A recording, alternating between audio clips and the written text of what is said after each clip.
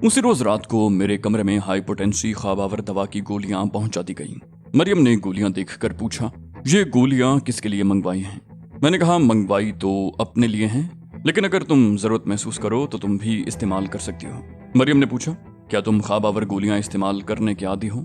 मैंने कहा, आदी तो नहीं हूँ, लेकिन कभी कभी जरूरत पड़ने पर इस्तेमाल कर लेता हूँ। कल रात ठीक से नींद नहीं आई थी, इसलिए आज गोलियां मंगवा ली। वो बोली, तुम्हें बेआरामी की वजह से नींद नहीं आई होगी, तुम सोफे पर सोए थे ना?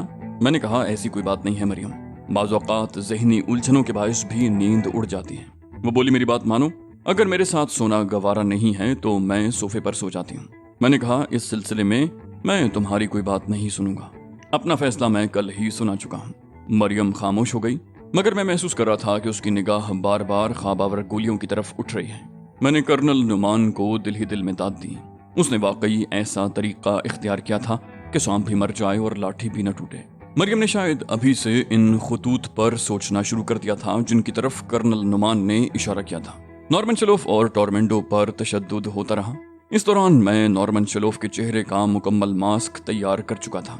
अब सिर्फ आखिरी मराहिल तय करने बाकी रह गए थे। इन 3 दिनों के दौरान मेरी तवज्जो ज्यादातर काम की तरफ रही। कर्नल नुमान से भी मुलाकात कम ही हुई थी। तीसरे रोज शाम को कर्नल ने मुझे इत्तला दी कि अब टॉर्मेंडो को अस्पताल मुंतकिल किया जा सकता है और ये कि उसकी हालत खासी तबाह हो चुकी है।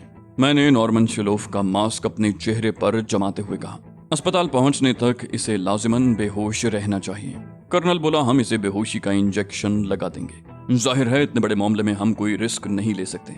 मैंने मुतमिन अंदाज में कहा, ठीक है, अब तुम मुझे ये बताओ कि हमें कौन से अस्पताल में रखा जाएगा। वो बोला, एक प्राइवेट अस्पताल की 3री मंजिल पर तुम दोनों को एक ही कमरे में रखा जाएगा। तुम्हारे कमरे के बाहर सादा लिबास में फौजी मुतय्यन होंगे, जिनके पास हथियार तो होंगे मगर पोशीदा होंगे, ताकि अस्पताल में खामखा खौफ व हरास न फैले। मैंने कहा, ये तो मैं तुम्हें पहले ही बता चुका हूँ कि हम वहाँ से फरार होकर आर्थर के पास जाएंगे। अब सिर्फ ये तय करना है कि हम कब और किस तरह फरार होंगे। कर्नल बोला, हाँ, ये तय करना तुम्हारा काम है। जिस तरह तुम कहोगे उसी तरह के इंतजामात कर दिए जाएंगे। मैंने कहा, फिलहाल तुम्हें ये करना है कि हमारी बैंडेज वगैरह तब्दील करने के लिए हमें अलग अलग कमरे में ले जाया जाए और अलहदा अलहदा ले जाया जाए, ताकि मैं कोई मंसूबा बनाऊं तो तुमसे उसकी जुज़ियात पर गुफ्तगू कर सकूं। वो बोला, बसरा इन दिनों ब्लैकआउट की जद में है, लिहाजा मेरा ख्याल है कि तुम फरार होने के लिए रात का वक्त मुंतखब करो तो तुम्हें अंधेरे की आड़ भी मिल जाएगी। मैंने कहा, हम जब भी फरार होंगे दिन के वक्त फरार होंगे, इसलिए कि हमें फौरी तौर पर आर्थर तक पहुंचना होगा और मैं उसके घर नहीं जाना चाहता। तमाम मामला तय हो चुके थे, तैयारियां मुकम्मल थीं। वहां से रवाना होने से कबल मैं अपने कमरे में आया। मरियम हस्बे मामूल लेटी हुई थी। ज्यादातर वक्त वो लेट कर ही गुजारती थी। मुझे कमरे में दाखिल होते देखकर वो उठ बैठी। उसके पास जाने से कबल मैंने नॉर्मन शेलोफ का मास्क चेहरे से उतार दिया था। मरियम ने आहिस्तगी से कहा, तुम्हारे होते हुए भी मैं ज्यादातर वक्त तन्हा ही गुजारती हूँ। 3-4 दिनों के दौरान उसका हुस्न मांद पड़ गया था। सजाए मौत के खौफ ने उसे निचोड़ कर रख दिया था। अब न उसके रुखसारों पर सुर्खी बाकी रही थी और न ही आंखों में वो पहले की सी चमक रह गई थी। वो बुझी बुझी मुस्महिल और उदास नजर आने लगी थी। मेरा वक्त अमानत होता है मरियम, मुझे अफसोस है कि चाहने के बावजूद भी मैं तुम्हें वक्त नहीं दे सका। उसने गौर से मुझे देखा। बोली, तुम्हारी इस बात से अंदाजा होता है कि हमारी जुदाई का वक्त करीब है। मैंने एक ठंडी सांस लेकर कहा, हाँ मरियम, मुझे एक अहम मिशन सौंप दिया गया है जिसकी तकमील के लिए मैदान अमल में उतरना लाजमी हो गया है। मैं तुमसे इजाजत तलब करने आया हूँ। उसने भर्राई हुई आवाज में कहा, मैं तुम्हारी शुक्रगुजार हूँ। तुमने जिस तरह मेरी दिलजोई की उस तरह तो कोई अपनों के लिए भी नहीं करता होगा। मैंने कहा, मैंने तुम पर कोई एहसान नहीं किया है मरियम। नजरियाती इख्तिलाफ से कतई नजर मैंने तुम में अपनी झलक देखी थी। हम दोनों ही अमन के ख्वाह हैं। ये बहुत मजबूत रिश्ता होता है मरियम। हम दोनों की जिंदगी का एक ही मकसद है। तर्ज अमल का फर्क जरूर है, लेकिन इससे कोई फर्क नहीं पड़ता। वो बोली, मगर तुम ये बात क्यों नजरअंदाज कर रहे हो कि मैं यहूदी हूँ और तुम यहूदियों के जानी दुश्मन हो। मैंने कहा, ये ख्याल गलत है कि मैं यहूदियों का जानी दुश्मन हूँ। मैं तो आज़ादी का अलम बरदार हूँ। हर शख्स को ये हक हासिल है कि वो अपनी मर्जी का मजहब इख्तियार करे। किसी को सिर्फ उसके मजहब की बुनियाद पर न तो मतून किया जा सकता है और न ही उससे दुश्मनी रखी जा सकती है। मैं अगर यहूदियों का दुश्मन हूँ तो सिर्फ इस वजह से हूँ कि उन्होंने फ़लस्तीनियों की आज़ादी सल्ब कर ली है। वो बैतुल मक़दिस पर कब्जे को अपना हक समझते हैं। मेरी जंग यहूदियों के खिलाफ नहीं بلکہ اس جبر و استبداد کے خلاف ہے جسے یہودی برحق سمجھتے ہیں۔ وہ بولی اگر کوئی اور یہ باتیں کہتا تو شاید میں یقین نہ کرتی، لیکن میں نے تمہارا طرز عمل دیکھا ہے، میں تمہارے ان نظریات کو سلام کرتی ہوں۔ میں نے نفی میں سر ہلایا، کہا یہ نظریات میرے نہیں ہیں مریم، یہ تو اس مذہب کی تعلیمات ہیں جس کا میں نام لیوا ہوں۔ اگرچہ میں اچھا مسلمان نہیں ہوں، تاہم کوشش کرتا ہوں کہ جس حد تک بھی ممکن ہو سکے اپنے مذہب کی تعلیمات پر عمل کر سکوں۔ مریم نے ہچکچاتے ہوئے کہا، مگر میں نے تو سنا ہے کہ اسلام جبر کا قائل ہے۔ میں نے نرم لہجے میں کہا، تم مجھ سے کھل کر گفتگو کر سکتی ہو، میں کوشش کروں گا کہ تمہارے سامنے تصویر کا صحیح رخ پیش کر سکوں۔ یہ صرف ایک پروپیگنڈا ہے جس میں کوئی حقیقت نہیں ہے۔ وہ بولی کیا یہ بات غلط ہے کہ اگر کوئی مسلمان اپنا مذہب تبدیل کرنا چاہے تو اسے جان سے مار دیا جاتا ہے؟ میں نے کہا ہاں، یہ بالکل درست ہے۔ ایک بار دائرہ اسلام میں داخل ہونے کے بعد اگر کوئی اسے چھوڑتا ہے تو اس کا قتل لازم ہو جاتا ہے، لیکن اگر وہ تائب ہو جائے تو اس کی جان بخشی کی جا سکتی ہے۔ لیکن اس حکم کا اطلاق غیر مسلموں پر نہیں ہوتا۔ جبر تو اس وقت کہا جائے گا جب کسی کو زبردستی مسلمان بنایا جائے۔ مریم کچھ کہنا ہی چاہ رہی تھی کہ دروازے پر دستک ہوئی اور ایک شخص دروازہ کھول کر کمرے میں داخل ہوا۔ اس نے مجھ سے مؤدبانہ انداز میں کہا، آپ کو کرنل صاحب یاد کر رہے ہیں؟ میں نے کہا، ان سے کہنا مجھے کچھ دیر لگے گی، اگر وہ چاہیں تو یہاں آ سکتے ہیں۔ مریم نے کہا، تم کیوں میری وجہ سے اپنا نقصان کر رہے ہو؟ تمہیں کسی اہم کام سے جانا ہے تو چلے کیوں نہیں جاتے؟ میں نے کہا، میں یہ محسوس کر رہا ہوں کہ ہمارے درمیان ہونے والی گفتگو اس کام کے مقابلے میں بہت زیادہ اہم ہے۔ ہاں تو تم کچھ کہہ رہی تھی۔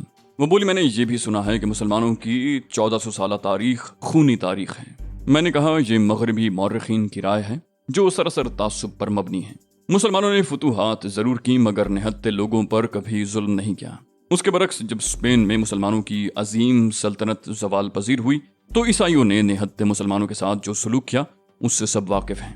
مسلمانوں کو زندہ تک جلایا گیا، مساجد کی بے حرمتی کی گئی، جبکہ اس قسم کی کوئی مثال نہیں ملتی کہ مسلمانوں نے کبھی کسی کی عبادت گاہ کی بے حرمتی کی ہو یا کسی کو بالجبر مسلمان بنایا گیا ہو۔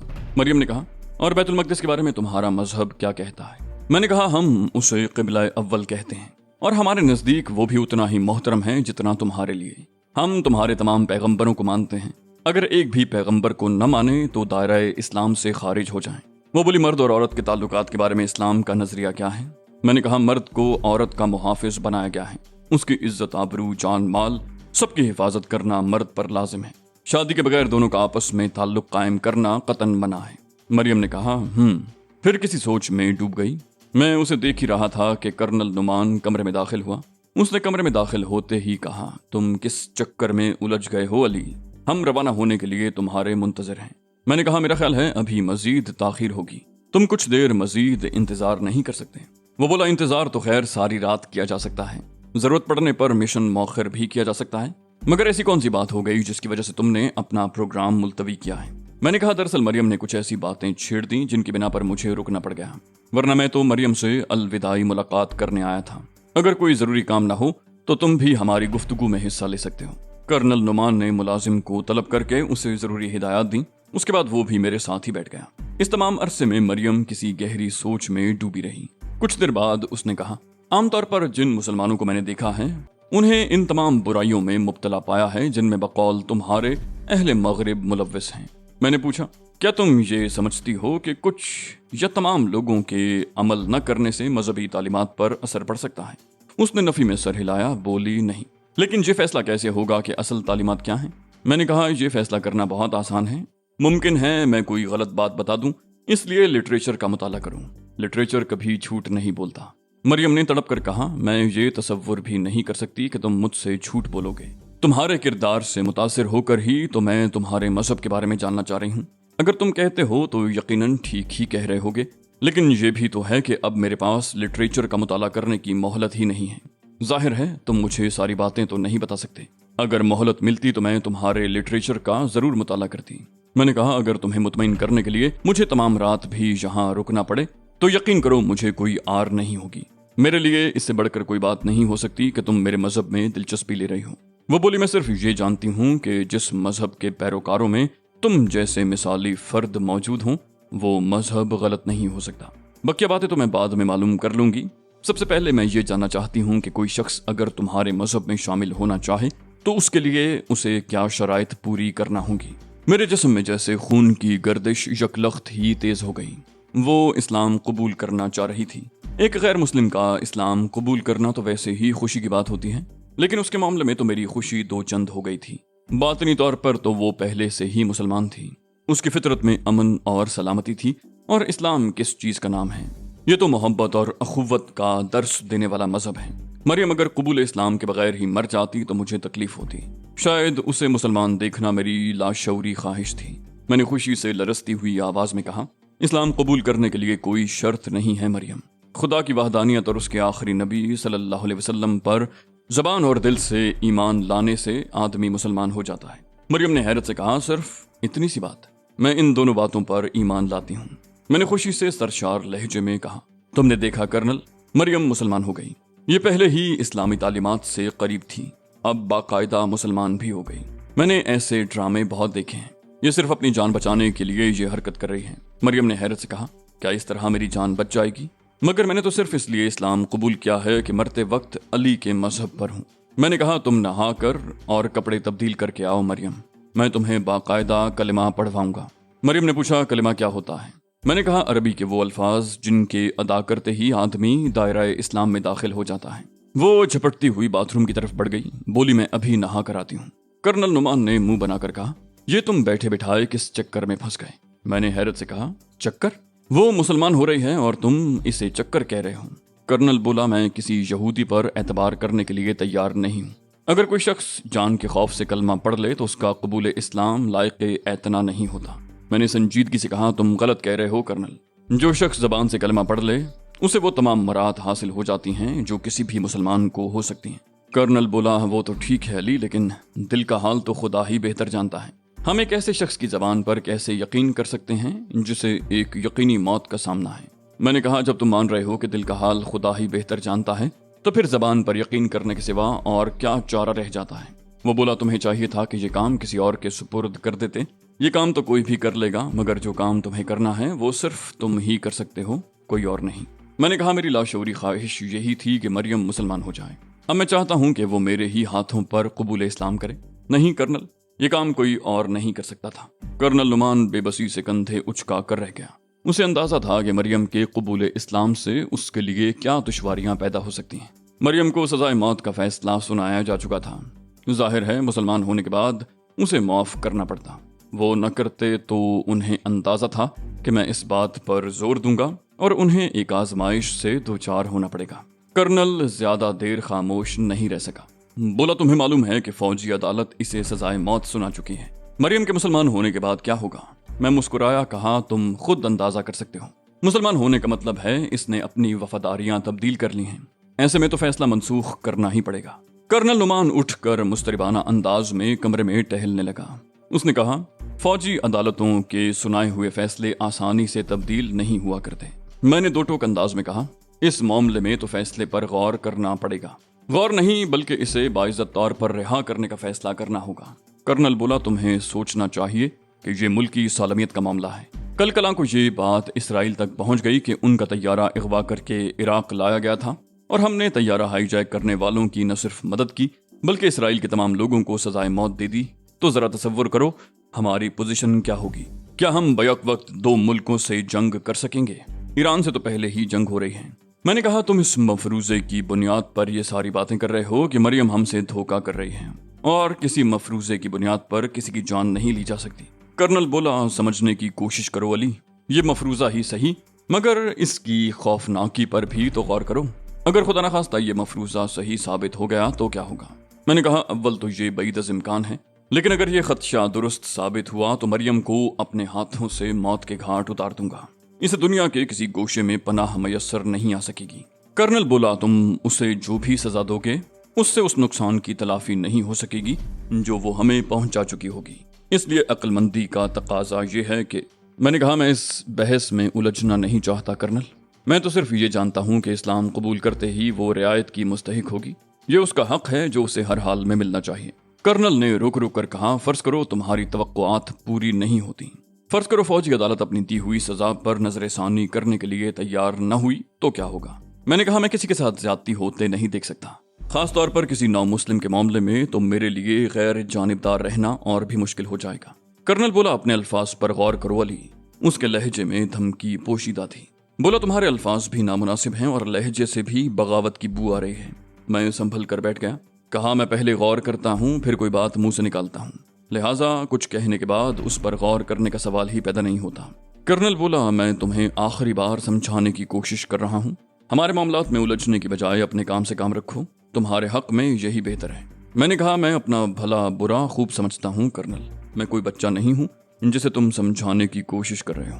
اس بار میرا لہجہ بھی خراب ہو گیا تھا. کرنل نے ریوالور نکال کر مجھے زد میں لے لیا. بولا تو پھر وسیع تر ملکی مفادات میں میں بھی انتہائی قدم اٹھانے پر مجبور ہوں. خود کو زیر حراست تصور کرو. میں نے بے پرواہی سے مسکرا کر کہا وہ تو میں کر لوں گا، لیکن تم نے صرف ملکی مفاد کے بارے میں سوچا، کچھ مذہبی مفاد کے بارے میں بھی سوچ لیتے تو کیا برا تھا. وہ بولا اب تو تم صرف اپنے بارے میں سوچو. تم پر ریوالور اٹھاتے ہوئے مجھے افسوس تو ہو رہا ہے، لیکن اپنے فرائض کی انجام دہی کے دوران بعض اوقات ناگوار صورتحال سے بھی گزرنا پڑتا ہے. کرنل کی بات مکمل ہوئی ہی تھی کہ باتھ روم کا دروازہ کھلا. مریم نہانے کے بعد باہر نکل رہی تھی. کرنل کی نگاہ اس طرف اٹھی. میں ایسے کسی موقع کا منتظر تھا. مجھے معلوم تھا کہ ان کی قید میں جانے کے باوجود مجھے کوئی نقصان پہنچنے کا اندیشہ نہیں ہے، مگر پھر بھی مجھے یہ گوارا نہیں تھا کہ میں قید ہو جاتا. میرے خیال میں یہ ایک نقصان ہی کچھ کم نہ ہوتا کہ مریم کو سزائے موت دے دی جاتی. جیسے ہی اس کی نگاہ مریم کی طرف اٹھی میں نے چیتے کی طرح اس پر زقند لگا دی. اگلے ہی لمحے نہ صرف ریوالور اس کے ہاتھ سے نکل گیا بلکہ میں نے اسے سنبھلنے کی مہلت دیے بغیر اسے اپنے قابو میں کر لیا. میں نے اس کا ہاتھ موڑ کر پشت پر لے جاتے ہوئے کہا برا نہ ماننا کرنل، میرے بھی کچھ فرائض ہیں جن سے عہدہ برا ہونے کے لیے بعض اوقات مجھے بھی ناگوار صورتحال سے گزرنا پڑتا ہے. مریم باتھ روم کے دروازے میں ہی رک گئی تھی اور سناٹے کے عالم میں ہمیں دیکھ رہی تھی. چند لمحوں کے دوران اتنی بڑی تبدیلی اس کی سمجھ سے بالاتر تھی. کرنل نعمان نے کہا اگر تم یہ سمجھ رہے ہو کہ اس طرح یہاں سے بچ کر نکل جاؤ گے تو یہ تمہاری خام خیالی ہے. وہ اس طرح میری گرفت میں جکڑا ہوا تھا کہ اپنی مرضی سے ہل بھی نہیں سکتا تھا. میں نے بے پرواہی سے کہا میں جانتا ہوں کہ یہاں بہت سخت حفاظتی انتظامات ہیں، لیکن اب میں دیکھوں گا کہ کون سا حفاظتی نظام میری راہ میں دیوار بنے گا. کرنل بولا بے وقوفی کی باتیں مت کرو. تم نے ایک بار پہلے بھی حماقت کی تھی اور ہم نے اسے نظر انداز کر دیا تھا، لیکن ضروری نہیں کہ ہر بار تمہیں معاف کر دیا جائے. ابھی بھی وقت ہے، سوچ لو. میں نے ایک ہلکا سا قہقہا لگایا. کہا اس وقت میں جذبات کی رو میں بہہ گیا تھا، لیکن اس بار میرا تم سے اصولی اختلاف ہے. میں تمہیں یرغمال بنا کر خود بھی یہاں سے نکل جاؤں گا اور مریم کو بھی ساتھ لے جاؤں گا. میں نہ تو خود قید ہونا گوارا کر سکتا ہوں اور نہ ہی یہ برداشت کر سکتا ہوں کہ مسلمان ہونے کے باوجود اسے سزائے موت دی جائے. دفتن مریم نے کہا یہ تم کیا کر رہے ہو علی؟ میرے معاملے میں تمہیں اتنا آگے بڑھنے کی کیا ضرورت ہے؟ میں نے کہا یہ ایک اصولی بات ہے مریم، محض اس مطالبے پر کہ تمہاری سزا پر نظر ثانی کی ضرورت ہے. کرنل نے مجھے بھی حراست میں لینے کی کوشش کی تھی. اب وہ ہوگا جو میں چاہوں گا. مریم نے کہا کرنل نعمان کو چھوڑ دو علی. میں نہیں چاہتی کہ میری وجہ سے دو افراد کے درمیان کسی قسم کی مخالفت پیدا ہو. میں نے کہا تم فکر نہ کرو مریم، اس کی وجہ تم ہرگز نہیں ہو. ہمارے درمیان اصولوں کی جنگ ہے، جو اصولی طور پر درست ہوگا وہی فریق فتح یاب ہوگا. مریم نے آگے بڑھ کر کرنل نعمان کے ہاتھ سے گرا ہوا ریوالور اٹھا لیا. بولی تو تم یوں میری بات نہیں مانو گے. میں ریوالور کے زور پر تمہیں حکم دیتی ہوں کہ کرنل نعمان کو چھوڑ دو. مریم کی جرت میرے لیے حیران کن تھی. معلوم نہیں وہ کیا چاہتی تھی، تاہم مجھے یقین تھا کہ اس میں گولی چلانے کا حوصلہ نہیں ہے. اس لیے میں نے بے خوفی سے کہا تم ضرور گولی چلا دو مگر میں اسے چھوڑوں گا نہیں. مریم نے دھمکی دی. بولی تم شاید سمجھ رہے ہو کہ مجھ میں اتنی ہمت نہیں ہے، مگر اسے خود اپنے لہجے کی کمزوری کا احساس ہو گیا تھا.